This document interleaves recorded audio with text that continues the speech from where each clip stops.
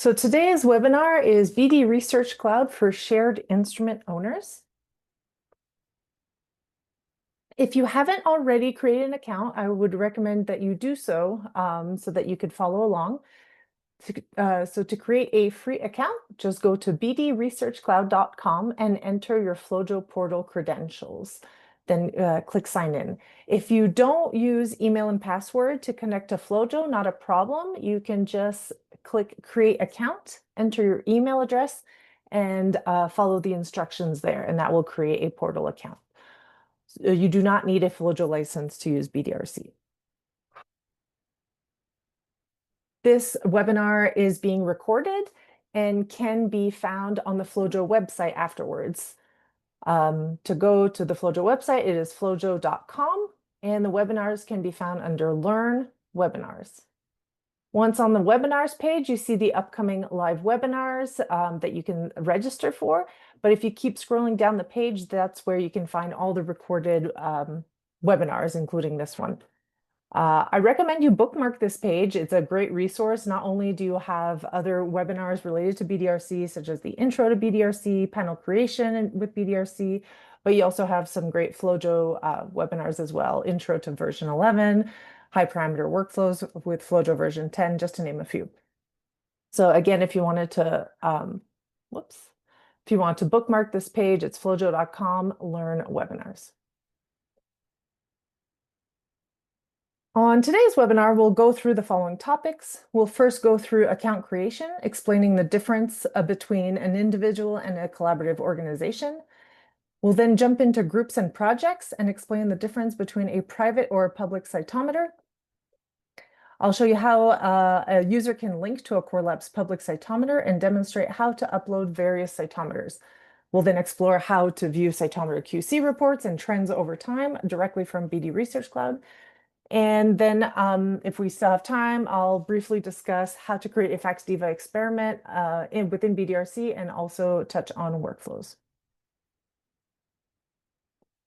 Let's start with an overview of BD Research Cloud.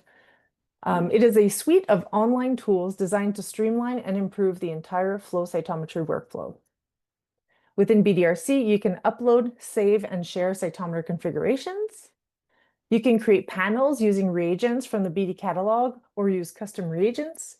You can manage your reagent inventory, so which reagents are currently in your lab, track their assay-specific titrations, and creating staining sheets with those titrations. You can also create experimental or cytometer maintenance logs you can create experimental workflows or create cytometer maintenance logs using the fully customizable workflows.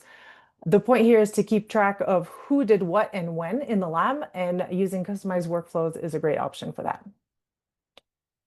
You can create BD FACSDiva experiments directly in BD Research Cloud away from the cytometer, saving time for the user with the easy copy and paste functionality to add keywords and metadata ahead of time so that they're not using up cytometer time entering data.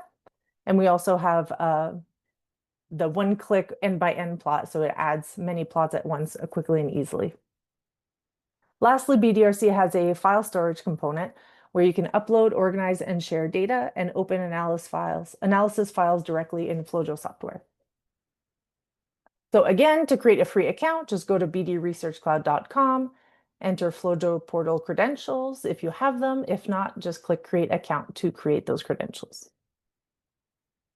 Once you log in, this is the home page.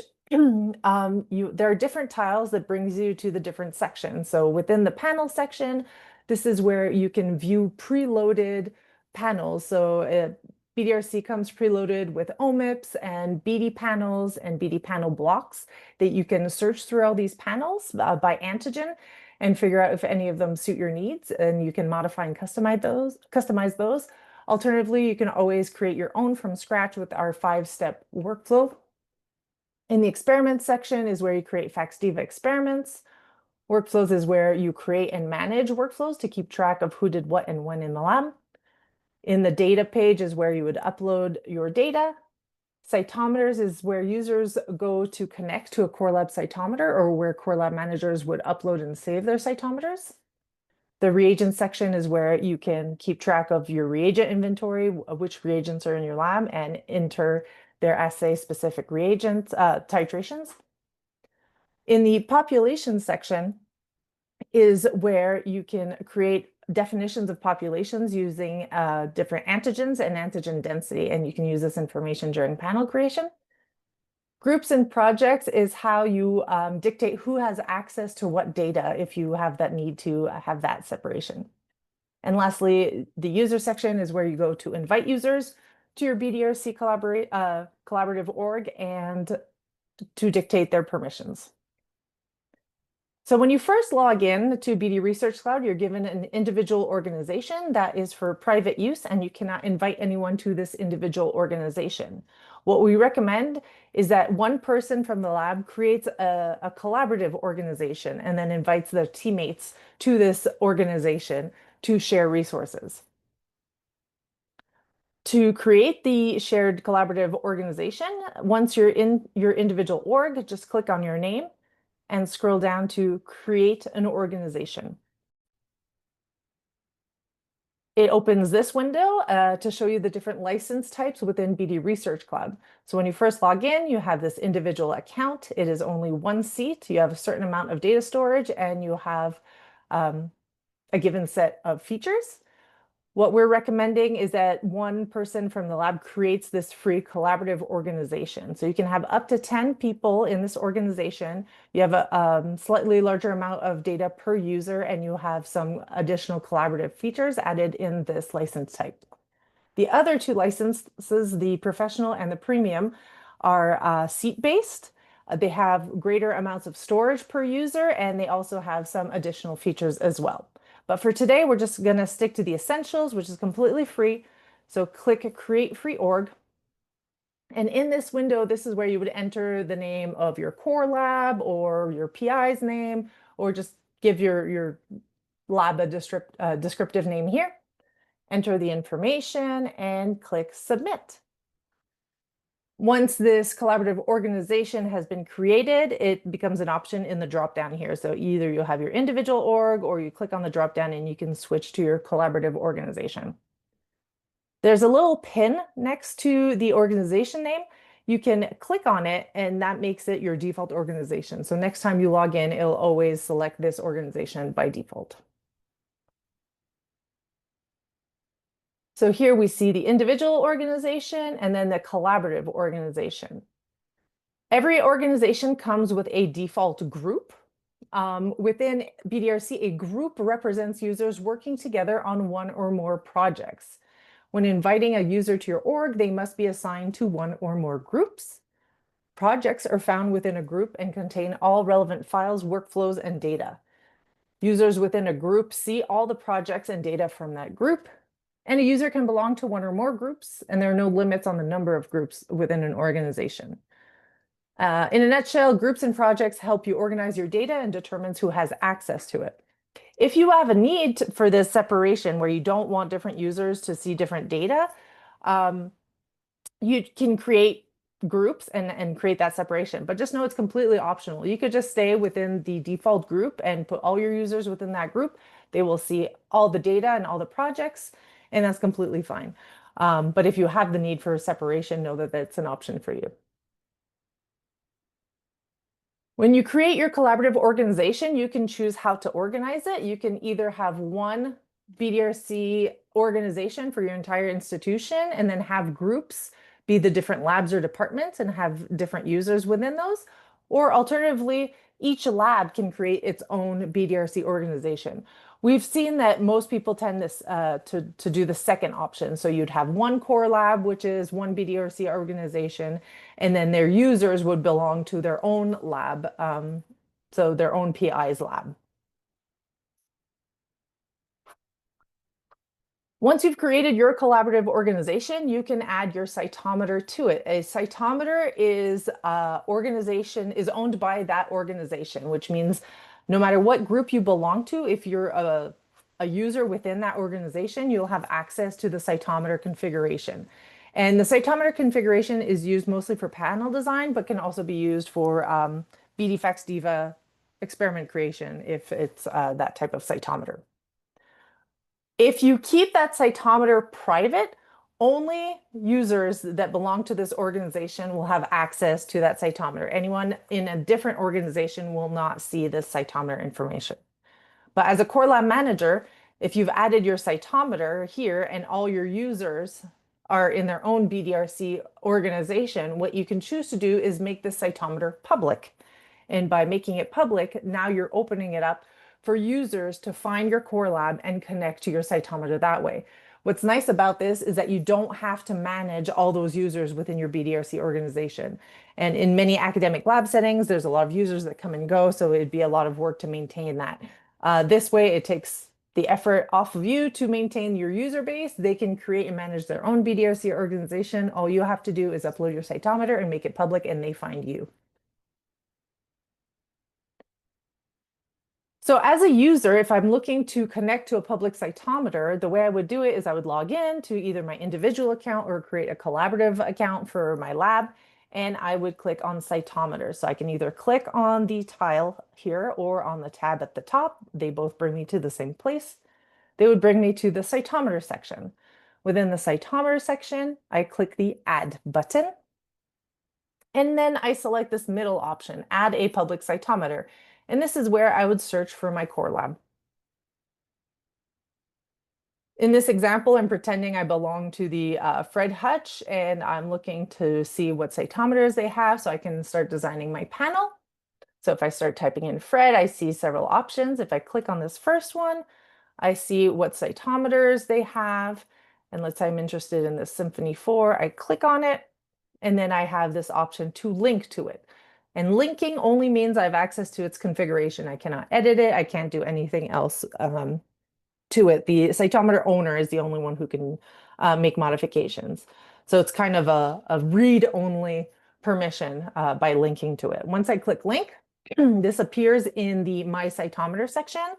And I see here that it's a public cytometer. I do not own it, but I do have access to its configuration. I also see here this green icon, and if I hover over it, it says this cytometer is available for use. The purpose of this icon was to tell the user that there are no reported issues and no maintenance being performed, so the cytometer is up and running, and that I can go ahead and make a reservation using the Core Labs reservation process. As the owner of the cytometer, I have an additional button that I can say take offline. When I click this button, the cytometer status will be set to offline, and users who can view the cytometer will receive an email notification. So if this cytometer is having an issue, or if it's having some sort of maintenance performed, I can, write a little message, say offline for maintenance, and press OK. All my users will get a notification by email, and then the icon turns to red. And it says this cytometer has been marked as unavailable for use by the administrator. So it's just an easy way to let your users know that the cytometer is available or not. So as a core lab manager, how do you go about uploading your cytometers to be found by those users? You would go to the same place, either cytometers tile or tab.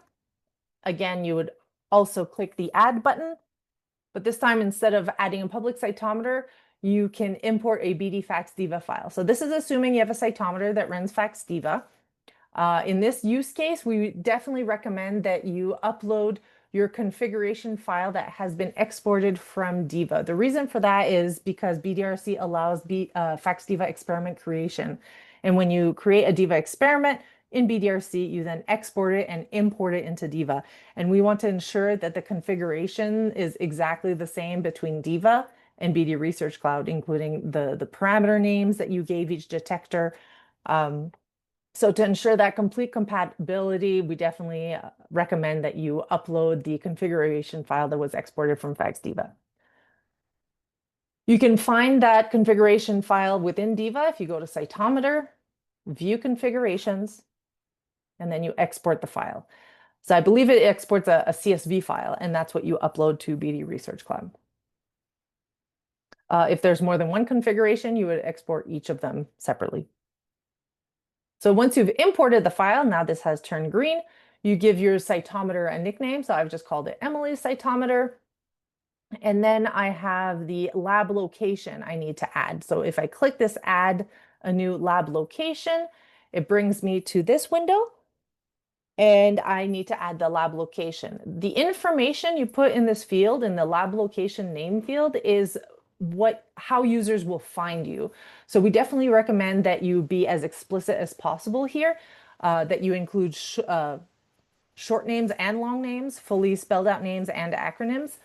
So in this case, I put Emilie's Core Lab, EJ University, Broomfield Campus. I just gave a lot of opportunities for the user to find me using various keywords.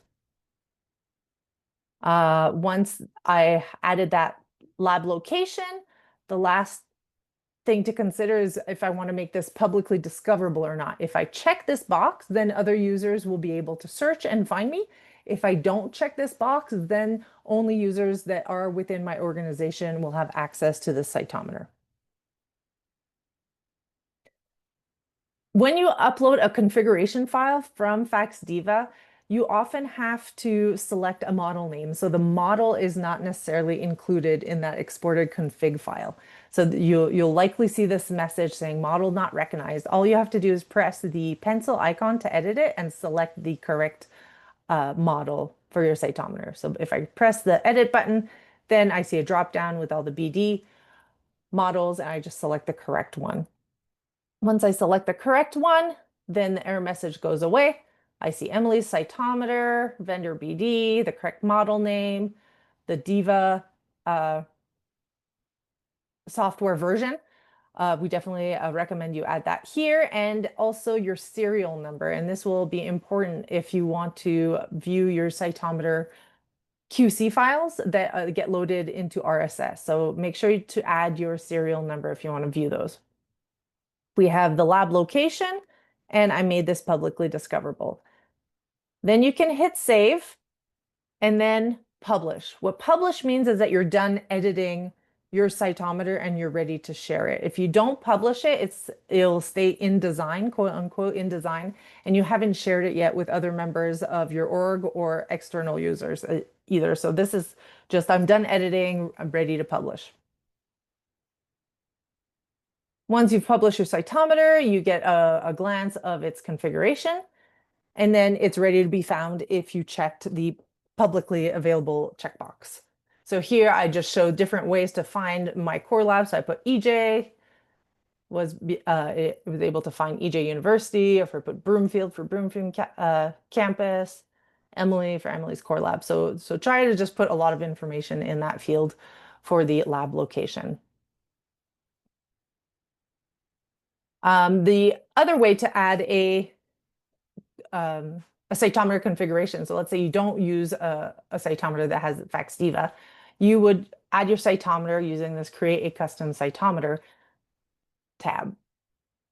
In this section, you have the option to search preloaded cytometers. So that's the case for the S8 or the A8 or even the Cytec Aurora. If you type in any one of those, that configuration has already been added for you. You just select which configuration, which laser model you have. So here I selected BD FACSDiscover S8. I selected which model or which configuration. Then it preloads this section based on the selection above. I can rename this. It doesn't have to stay BD FACSDiscover. So especially if the cytometer has a nickname, you can rename this field. The model and vendors are correctly identified. You can choose to add a software version. It's not as important as in Diva, but you can always choose to add that. And then a serial number, you definitely want to add the serial number if you want RSS connection. And then the configuration name shows up below. If you've selected a configuration, if you keep scrolling down, you can expand the laser line section and you'll see all the information is preloaded for you. So you just need to select your lab location and press save and publish. If you don't, if you search for your cytometer you want to add and it's not already preloaded, then you can always do a manual addition of the cytometer. So you just skip this box if you can't find what you're looking for. Enter your cytometer name, vendor, model, software version, serial number, configuration name. your lab location, and then if you expand this laser section, you would say add a laser, and it would expand to show this. You can add your laser wavelength and the power. So here, let's say I have a UV 355, I put the power, and then I add my first detectors, the primary filter, secondary filter, give the parameter a name, and then you can keep adding more detectors or more laser lines. So that's how you would manually input that information. There is a recap of how to add cytometers within the FloJo University. To access it, you go to FloJo website, flojo.com, go to learn, and this time go to FloJo University. FloJo University has tutorials and short videos to show you how to perform certain things. So just go to BD Research Cloud, getting started in BD Research Cloud, and then we have short little videos. These are only a few minutes long. Define your cytometer. We kind of walk through the process of how to add the cytometer if you want a quick refresher. Okay, let's go ahead and jump into the live demo of remote instrument health monitoring. I'm just gonna get out of here and jump into BD Research Cloud. So I am on my collaborative organization, and if I click on cytometers, my cytometers are the ones I've uploaded myself as a pretend core lab manager, so they don't have the little public tag, which indicates that I am the owner or that this organization is the owner of these cytometers. And if I keep scrolling down, I can see ones that I've added from other core labs. So these are public ones that I don't own, but I also have access to their cytometer configuration.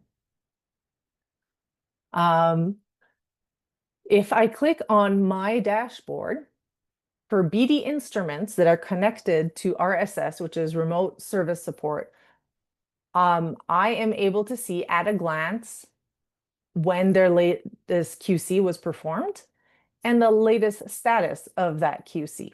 So this is nice that in the morning I can just log into BD Research Cloud and see if anyone has already performed a CSNT or QC on the cytometers and see if there's any issues. The red and green here show if they're currently connected to a Surety link or RSS. So these two are connected and these ones are not connected at the moment. This probably just means that the instrument is off and it's not turned on. So if someone turns it on, then this will turn green and it will be then connected to RSS.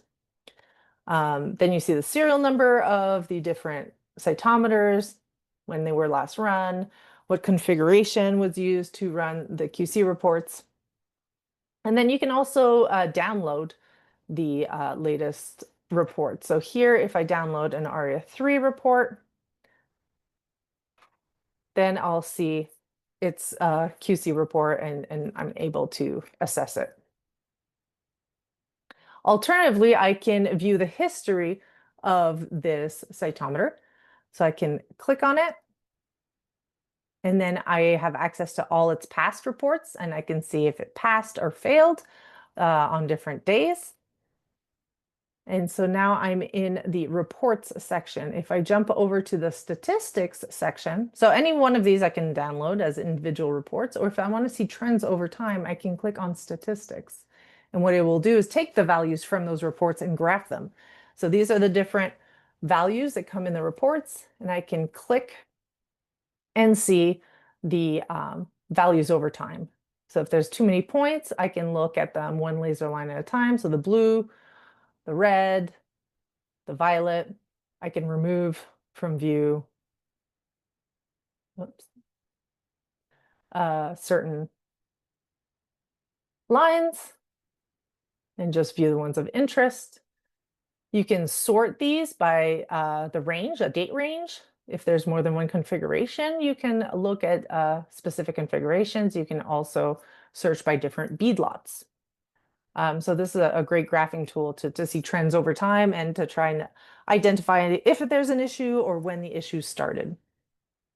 Lastly, there's the storage component where you can see how much storage is left on your workstation. So if it's time to let your users know that they need to take their experiments off the workstation, this is a way to identify those without having to go directly on the cytometer. So again, the criteria for you to have access to my dashboard, you need to have BD instruments that are connected to RSS. You need to be subscribed to the RSS service. And then within BDRC, you need to have at least a professional uh, license. So if I go to here, create an organization to look at the different license types again. So the instrument monitoring with a surety link is a professional level feature. But we do offer free trial. So before buying a license, we can upgrade you for free to professional or premium for you to test it out to see if you like it before purchasing a license. So you would just reach out to me and we would set that up for you. So again, these are my cytometers. These are the published cytometers. I'm done editing.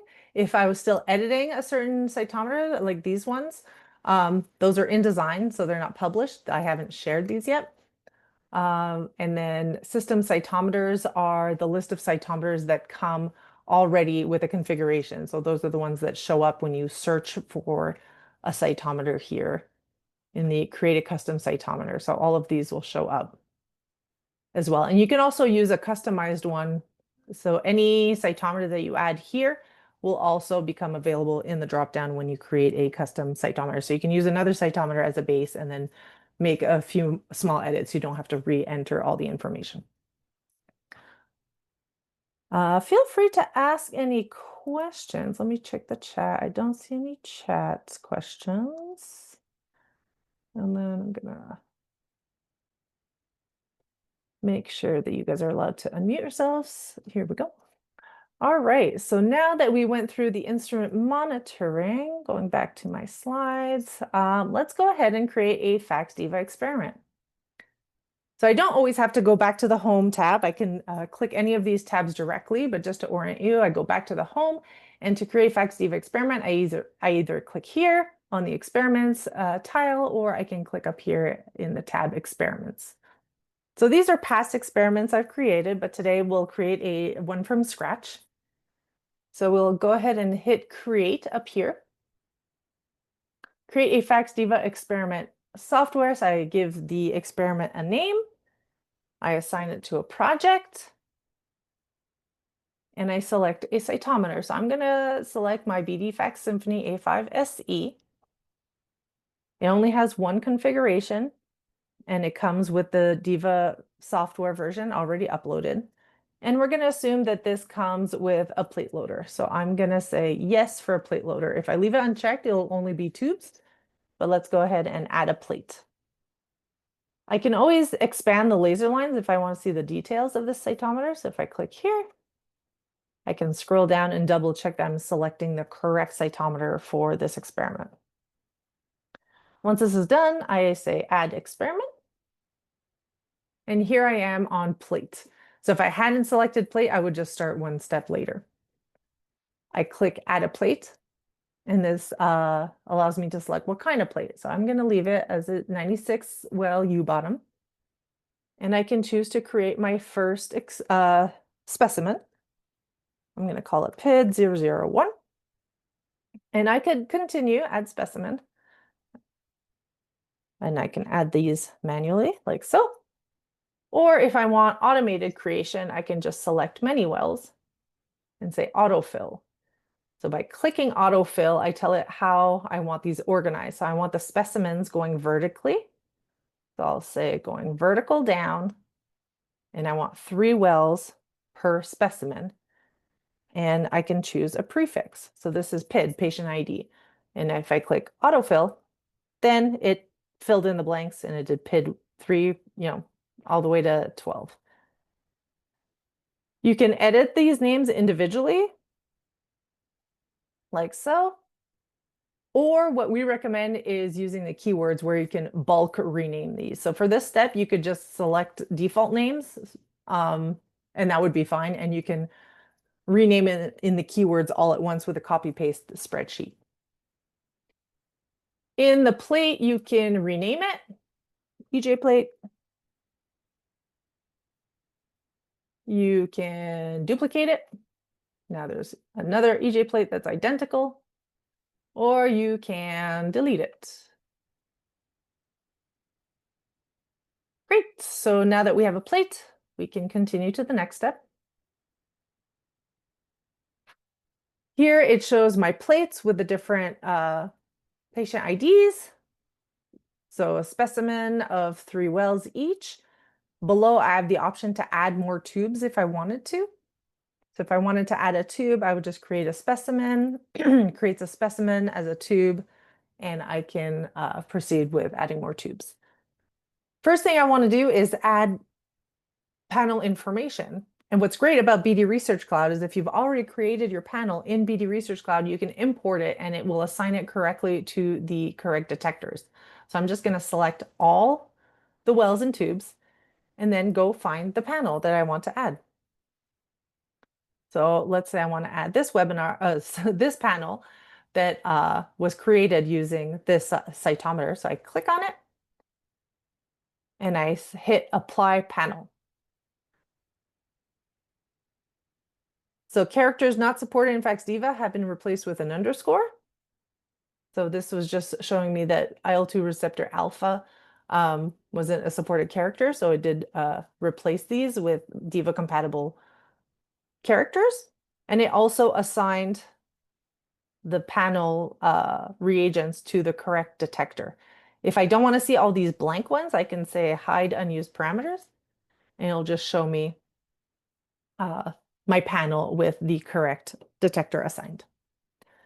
I can choose how this is shown. Right now, the default is antigen and fluorochrome, so CD3 BUV496, but I can also choose to add clone or just put antigen or just put fluorochrome. So you decide what information you want visible here. This is great because it's a time saver and also avoids typos and errors. I think that's it for this page. So let's continue to the next page. This is keywords. So we definitely recommend, and this is true in BDRC or directly in FACSDiva, that users put in as much information about their sample as possible prior to acquisition. The reason is that if you do that, when you record your FCS, all that information will be saved and embedded within the FCS file. So even if you start a new FlowJo workspace or if you move that data around, you'll never lose that information. It'll be embedded. Same with, what the samples are and what is well A, B, and C.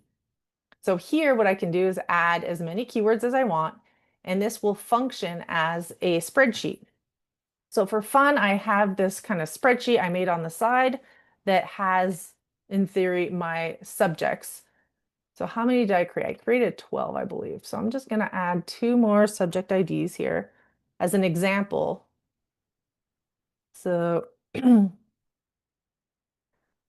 copy, paste, subject, 1, 2, 3, 7, 8, 9. I'm just making up numbers here. 2, 3, 4, 7, and then 1 more. Blah, blah, blah, blah, blah, blah. Okay, great. Nope, subject.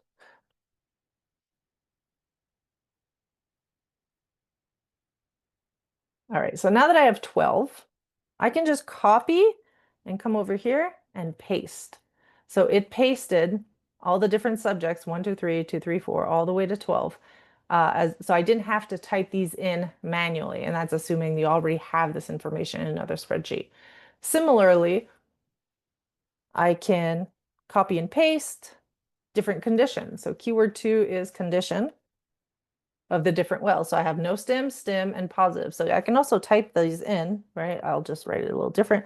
No stim, stim, and then pause control, for example. And then within here, I can also copy paste.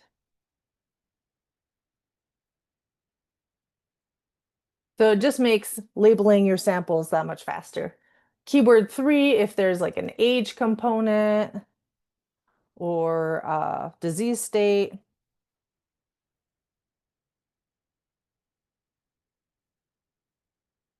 you can quickly add that information as well directly from an external spreadsheet. So here I was saying they were healthy or sick.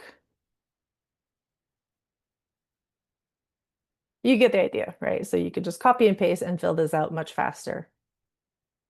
So I'm just going to save this and continue to the next step. So now we're on the plots or the global sheet section. You can create more than one global sheet. You can rename your sheets if you want to. So this one, I will call it gating. And this one, maybe I'll call it, whoops.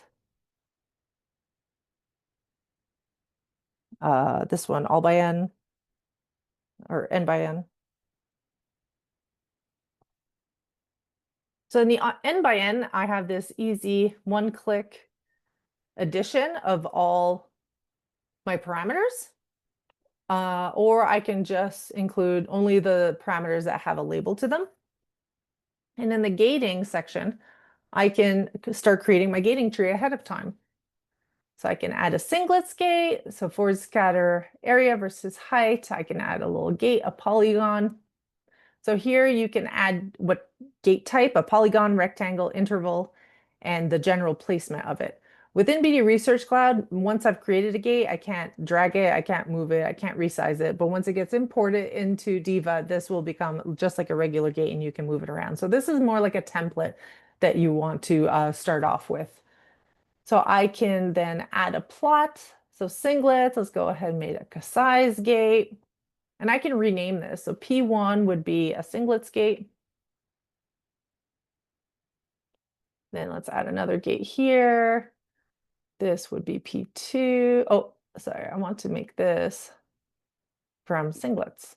So I'm going to trash P2 and create a child P2. So this would be a size gate.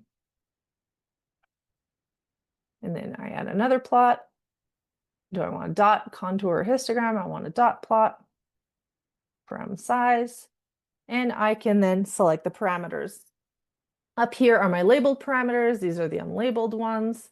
So I can start making, CD3 versus CD4 or viability die. And you can start your regular gating tree that way and add a gate there. Let's say bottom, right there, just for fun.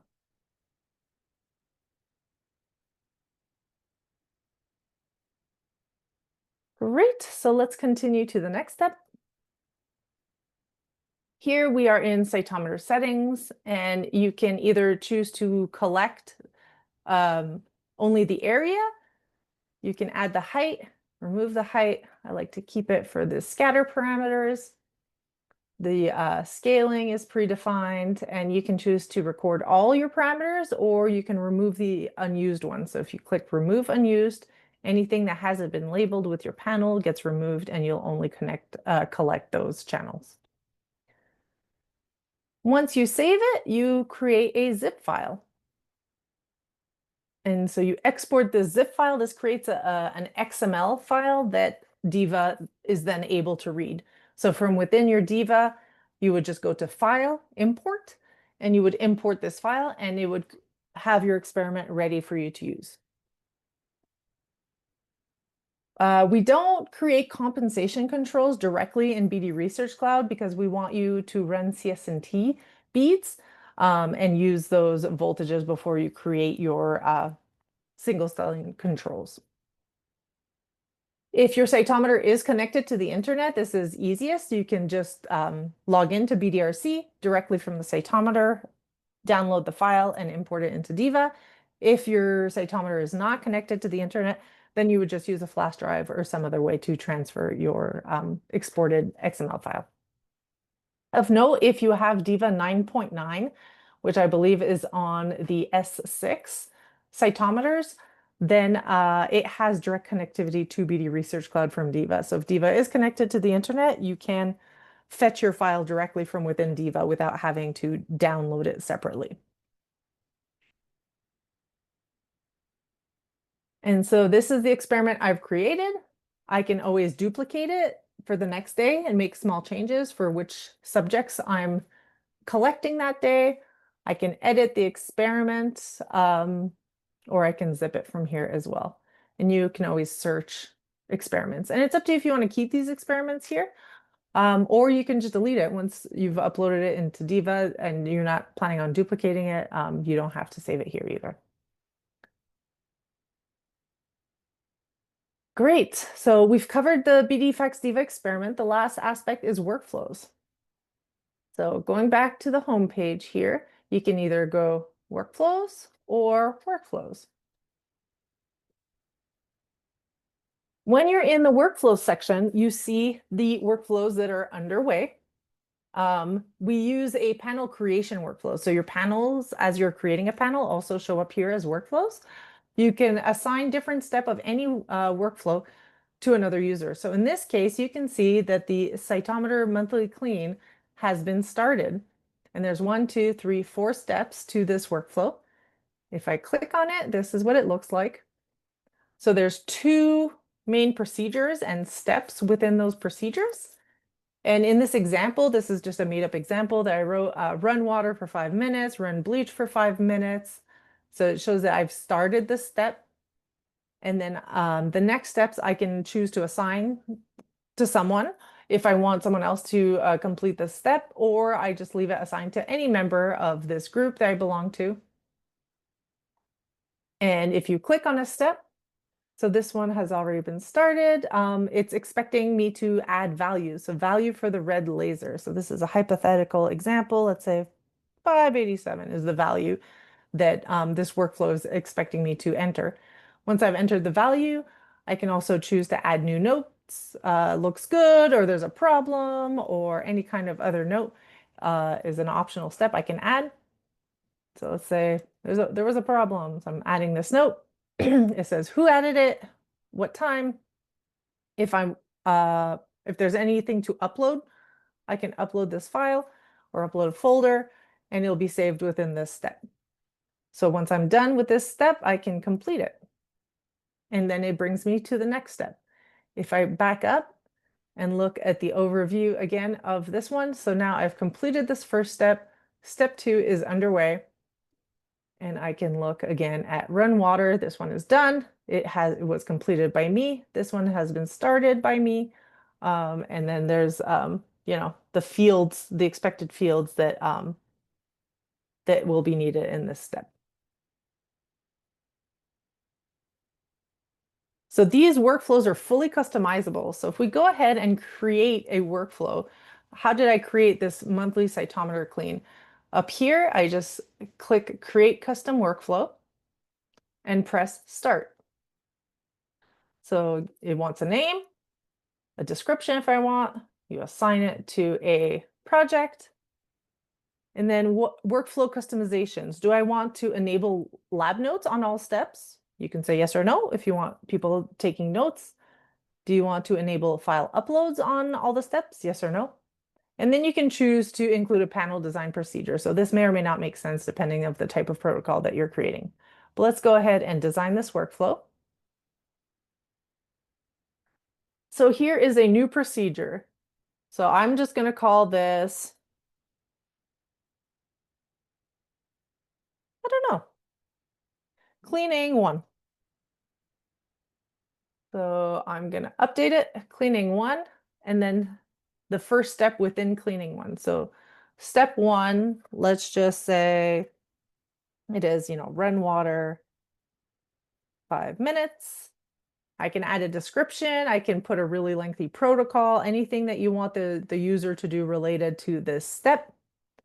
By default, steps can be completed by anyone in the group, or I can choose to assign it to a specific person. So I'm just going to leave it defaulted to anyone in this group member. Here, there's the default fields that I chose to leave on, lab notes, file uploads, and you can choose additional custom input. So if you want users to put certain information in, you can make this a mandatory field. So here I want to know, the temperature of the room as an example. So you can put units, oops, excuse me, giga Celsius. Interesting. Let's just see. Centigrade. I didn't realize there were so many units here. Just want Celsius. Or let's see if we leave this blank. Will it let me? It's optional. Okay, let's just leave this blank. So I'm going to add the temperature of the room. You can always add a due date if it's time sensitive, but you don't have to. And then you can also choose to create a new step on save. So let's say I don't, and I just hit save, then I have a step here that's been created. I can also add a step before or after it. So I'm just gonna click here to create step 2. So run bleach, 5 minutes. Description, again, assignment, steps, additional fields. I can leave this additional input blank if there's nothing to be input and I'm just keeping track of who did what and when. So this is procedure with, let's say, run water, run bleach, run cleaning solution, 5 minutes. I can say which cleaning solution, BD cleaning solution. I don't know if this exists or not, but I'm assuming. And then save. So now we made one procedure with 3 steps. I can add another. So cleaning and then let's say instrument shut off.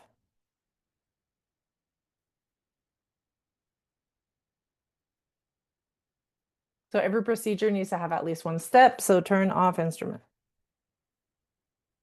So this is very generic, right?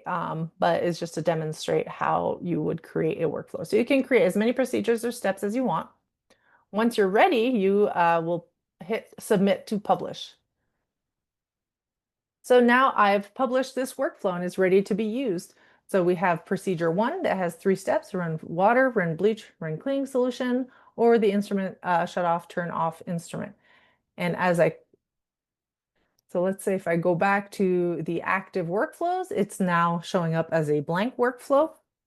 And I can choose uh, to go through the procedure. I can also create any type of customized workflow if there's like replacing a consumable or a monthly clean. There's also, you can create protocol type workflows. So here, this was an influenza phenostain. If I click on here to view the details, I create a procedure here: thaw cells, count cells. Then you rest the cells overnight, you stimulate them, you stain them, and then you acquire them. And it keeps track of who did what at what time. So once it's completed here, completed by Veronica, I can also go to reports. In reports, it'll show me the time this step was completed, the person who completed it, the inputs of their fields that were requested, and if any notes were written or any files were uploaded.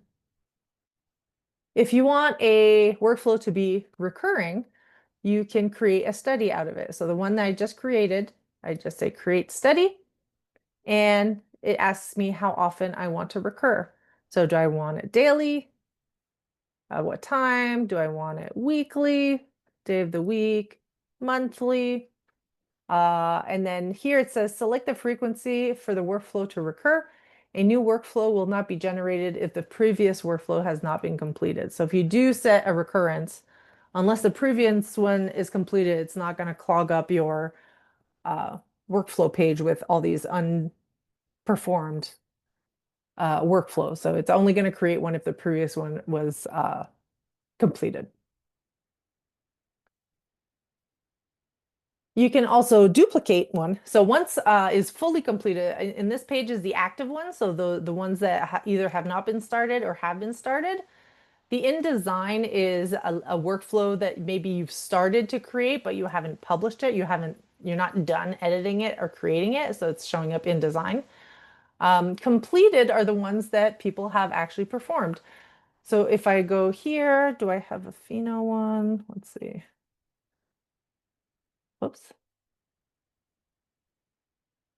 So here, for example, I've completed this whole workflow and it'll show up in completed. You can search to find a specific workflow and you can click on it to view its full report. So every step here, there's a timestamp of who did it, and then the mandatory fields have been added and you can see the report If there were any files uploaded in relationship to that workflow, you would see them here.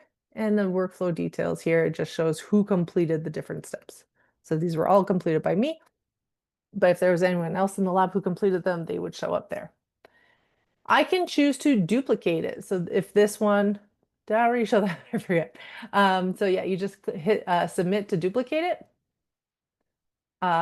Give it a unique name, duplicate. Let's see, Phil, add to current study. So when I choose to duplicate it, it shows me the steps and procedures and gives me the option to edit it. But if I'm happy with it, I can go back. And now I have a copy of this workflow. So hopefully today's webinar covered what you were looking for. Let's go back to the agenda to make sure I haven't missed anything. So we went through creating an account, the difference between individual and collaborative. We explained groups and projects, how to make a cytometer private or public, how to link to a cytometer, how to upload your cytometer.